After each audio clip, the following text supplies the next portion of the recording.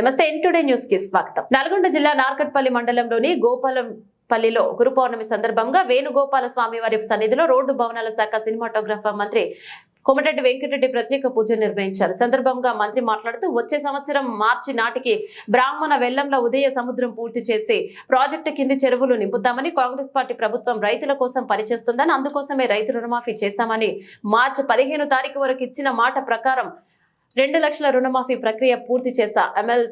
SLBA పనుల కోసం రైతులు నిధులు మంజూరు చేశానని, దాంతో నల్గొండ జిల్లా వ్యాప్తంగా రైతులందరికీ మేలు జరుగుతోందని, జాతీయ రహదారి 65 6 లైన్లుగా విస్తరించడానికి సెప్టెంబర్ నెలలో పనులు ప్రారంభించామని మంత్రి తెలియజేశారు. ఈ కార్యక్రమంలో కాంగ్రెస్ పార్టీ శ్రేణులు, ప్రజాప్రతినిధులు పాల్గొన్నారు.